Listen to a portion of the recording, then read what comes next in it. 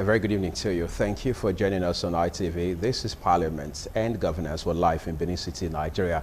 I'm Uyi Agmofwegbe. This week on the program, we want to look at Nigeria's security challenges from the standpoint of several efforts being made by the government of the day, and of course in collaboration with stakeholders, key stakeholders that is, to ensure that these issues are addressed. One of them is the issue of herding, or if you like, the issue of herdsmen. Arguments back and forth have been advanced as to whether or not cattle business is private or is something that the government should be overtly, so to speak, concerned about. But then again, Nigerians across board generally understand that we can't thoroughly or dispassionately analyze the issue of insecurity in the country today, especially as it has to do with the so-called herdsmen farmer clashes as we are seeing in this country, and not talk about how that the discussion around grazing and grazing routes, all right, doesn't become important at some point.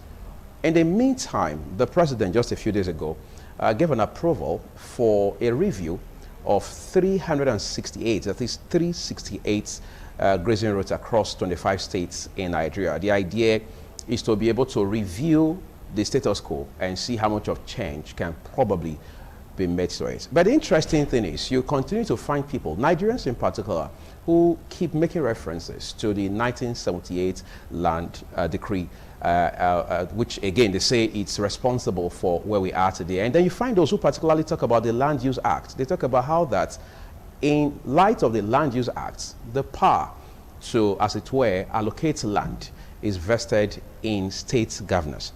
Perhaps that takes us back to a development was seen very recently where 17 southern governors first converged on Asaba, the Delta State capital, to come to, as it were, a conclusion as to what exactly should be the resolutions they were going to advance going forward in light of this security challenge that we have. Just briefly after that, there was a similar meeting again in the West. This time it was in Lagos State, Nigeria's commercial capital. All 17 governors spoke with one voice to say they were banning open grazing. Some people are now analyzing the president's position to mean that Mr. Buhari is making such a position in such a way that peace is tied to whether or not the state governors, especially across these 25 states, will accept that grazing routes, the issue of grazing routes, be revisited.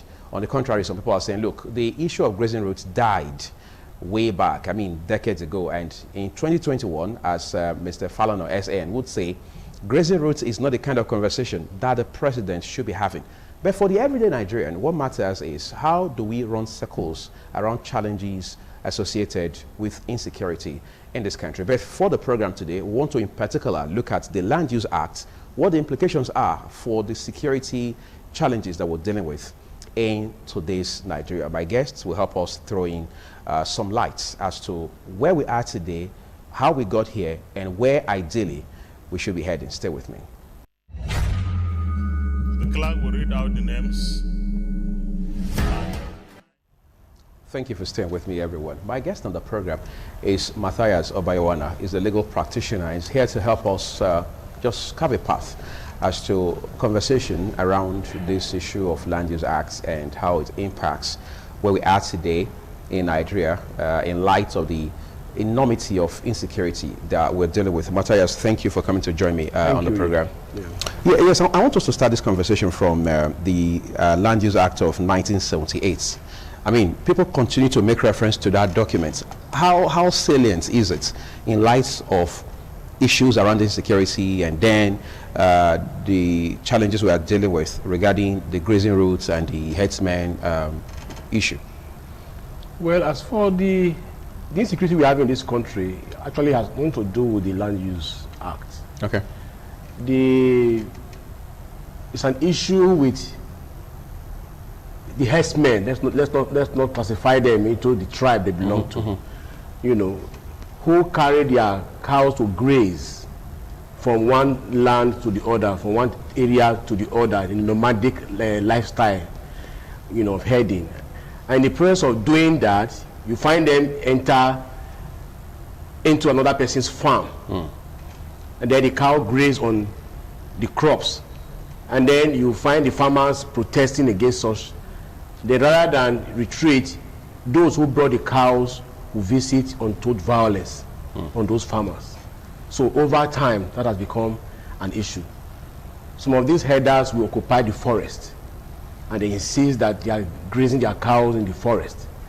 And then we now find out that lately, people are being kidnapped, on a daily basis, and when they kidnap them, they take them to the forest. So if people feel comfortable staying in the forest, and you have that as a cover to say because you are engaging in cow herding, that's why you are in the forest, and these kidnappers are traced to this kind of element. You find the governor of Ondo State at a point say all the herders in the forest should leave.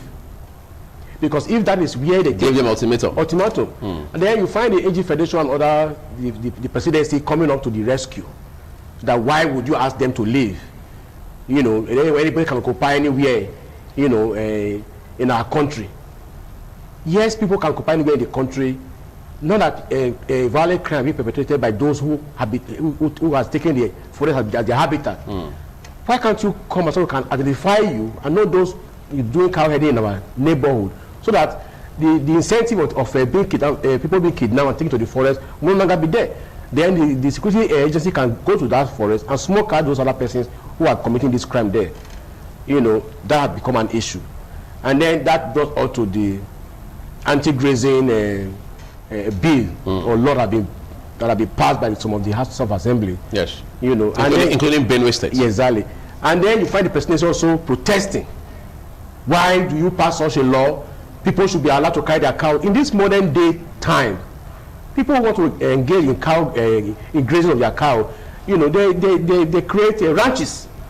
So why can't you? And then the cow herding is a private business. It's not a business of the federal government. I don't know whether the federal government has a share in that kind of business. So it's their private business, just like any other person. The farmers also have their own the family business, which other kind of business people have their private business. So what is the interest of the federal government, particularly for the cow herding? That each time the government of the various states come up with their resolutions or are not even making law to say do not engage in open grazing. People are being attacked. Benue State was the first to pass that law, and we saw the level of attack on them. And then all the federation, the presidency could also say is that the reason why people are being attacked is because you pass a law of this nature. Whereas the House of Assembly have the powers to pass laws for the good governance of their people in their various enclaves. They have passed that law. The presidency was kind of compelling them to either repeal the law which have been passed, or they cannot guarantee their safety. The community they have been attacked, and the reason why they have been attacked is that they have blocked the grazing routes. So all of this brought us to the issue of the Land Use Act. Or to say, okay, they should be allowed access by the Constitution. That was our first argument. Right. That they have freedom of movement. People should be allowed access to move anywhere in the country. Yes, you have freedom of movement. Freedom of movement that you have pertains to human beings and not to animals. Freedom of movement for cows, no, we don't have that in this country. So if I'm keeping my pet, my dogs or goats or whatever it is, I should keep them within my enclave. I should not allow them to stray away and begin to attack other people's cross or destroy other people on the street.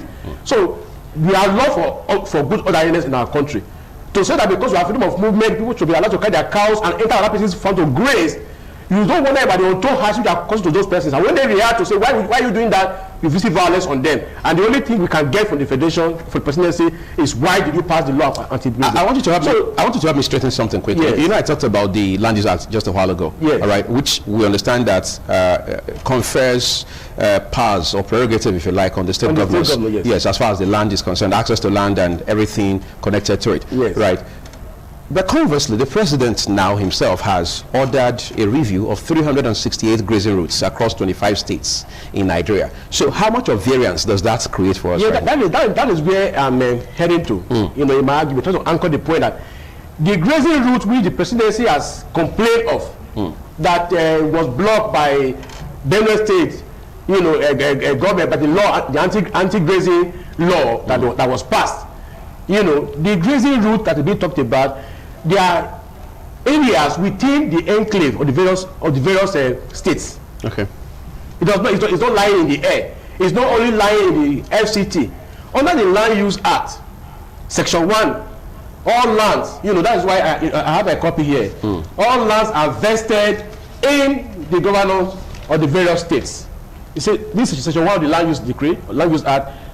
Such to the provision of this act, all land comprised in the territory of each state in the federation are hereby vested in the governor of that state, and such land shall be held in trust and administered for the use and common benefit of all Nigerians in accordance with the provisions of this act.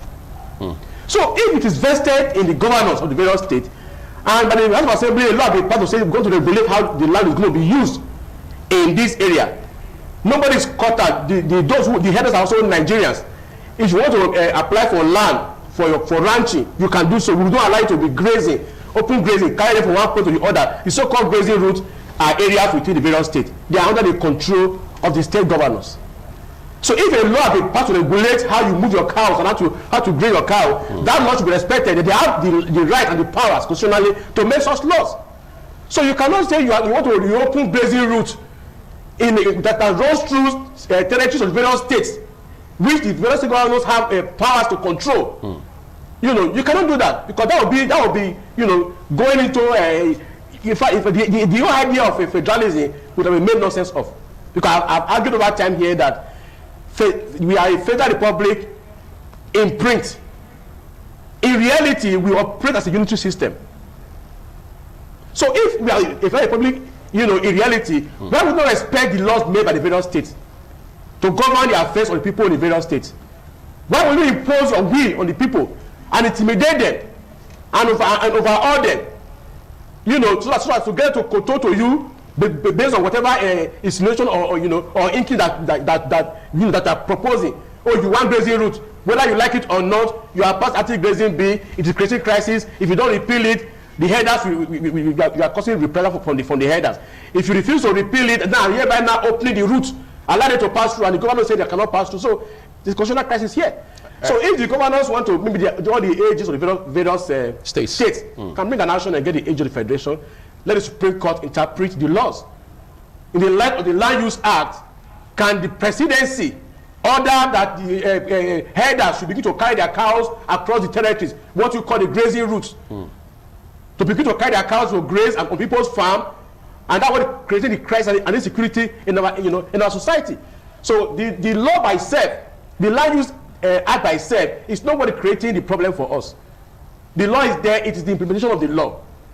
It is all clear that it's vested, as you read that section 1 of the Act, is vested in the government of the various states. So the president should not lord it over them and begin to insist that they should do it their own way. The only area they have control over is the FCT, which has a minister in charge, the minister is an appointee of the presidency. More like an equivalent of a state government. Exactly. So the presidency may have control over the FCT to certify in the FCT you want to allow open grazing. It's up to you. Okay, great. If the various state will not allow it, you cannot put it over. You cannot force them to allow. My concern is we are time constrained, really. But there's something I want to ask you before we tie it up, right? You've talked about the fact that there's a chance the respective AGs across the states will have to go to court, Supreme Court, to seek interpretation of this particular portion of this act. The federal government has the power. Yes, the latitude to do all of this and all that, right? But again, how much does that further complicate an already complicated situation like we have right now? You see, we are just not being altruistic. We are not just being patriotic. We are not being fair to ourselves. We all know. I made this point over time that our president is the president of the Federal Republic of Nigeria. He's not the president of a particular ethnic group or tribe that we all understand and engage in this cow herding business. So as far as you are concerned, this is one of our own. We were protected by whatever means. Even when the states are saying, do not carry your cow to graze on people's farm, leave the forest. You are too quick to come to their aid. To say, no, don't tell them to leave the forest. They should remain there. Don't ban open grazing. Allow them to graze their cow. Oh, Benue said you ban open grazing. That's why they attacked you. If you block the grazing route, you always come to their defense. The presidency or the president of Nigeria is the president of Nigeria for all Nigerians and not for one ethnic group. So for what I see, they are kind of protecting a particular ethnic group. They are trying to create a sacred cow out of them. Whatever they do is okay. As far as they are concerned, the president is ready to throw their weight against these cow headers and ensure that whatever happens in the various states is not their business. They must ensure that the grazing routes are open. They are allowed to engage in open grazing, which will be against the laws of the various states. That will by itself bring about the social orderliness in our society. So we don't have a complicated issue. The presidency, they are not being fair to us. They are not being honest the way they are approaching this matter. They are not being fair to common Nigerians who have been attacked. They don't even feel the pains of the Nigerians that have been attacked. You can see the cost of commodity now. People cannot go to farm because of the violent act of the elders. They cannot go to farm. People are being killed. People are being raped. People, farm produce are being destroyed by these same persons. All of these does not make sense to the presidency. All they care, allow the cows to just to move. There are people now saying that the president has one leverage that could work for him, and by that they are saying, look, the president could send a bill to the National Assembly. Yes. To help, as it were, speed up the process of reviewing this issue of the grazing routes, the 368 grazing routes across the 25 states. Yes. Who knows, it could even expand beyond those states, for example, they are saying. Does the president have a chance? I mean, does he stand a chance along that line? Well, the law is clear. The Land Use Act I just read, which has vested powers on the state governors, on the state governors to have control over land in their territory, which the federal government cannot lord over. You can only appeal to them. It's a part of the Constitution, Section 315, Section 5D of the Constitution of this country has the Land Use Act embedded in the Constitution. It provided herein that you cannot alter any provision of that act except by following the provision of Section 9, Section 2 of the same Constitution on amendment. And what the last section say, before you can amend the Constitution or amend this Land Use Act, you must secure 2/3 majority of the National Assembly. You must also secure resolution of the various states of assembly not less than 2/3. So when you are able to fulfill all of that, then they can amend it, perhaps to now remove powers for the state government or not share between the state government and the federal government. Until that is done, the Land Use Act remains the way it is. Whatever order that has been made by the presidency to say allow cows to graze through all the routes, it's a direction that cannot be complied with, and if they insist on complying with it by force, on the various state governors to direct their AG to file an action against the AG Federation and let the Supreme Court decide on the matter once and for all, whether or not the federal government has the power to make that move, to allow a cow to graze across the various territories, like in the various states, irrespective of the law that they have made against buying open grazing, and the power given to them by the Act, Section 1 of the Land Use Act. Okay. So that decision had to be taken by the Supreme Court to lay all of this to rest. Okay, I think that's a fine place we're going to leave it. But from all you said, it's very evident that this is a conversation we're going to have again, because nobody knows how it is going to pan out ultimately, given the position of the president, the directive, and he says that this should be carried out with dispatch, which again has implications. But overall, we're looking forward to a Nigeria where people can move about within the limits of their rights and be responsible for their actions as well. The question about whether or not cattle business is business of government still has not been answered. So this conversation will continue to stretch until we find a closure to this matter. Matthias Obayiwan, a legal practitioner, thank you for coming to join us. Thank you. We appreciate it. This is what we're leaving the program this week. It has been the live edition of Parliamentary Governance. I'm Uyi Agbo Fuegbe. Our coverage on Night TV continues. Enjoy the rest of your evening.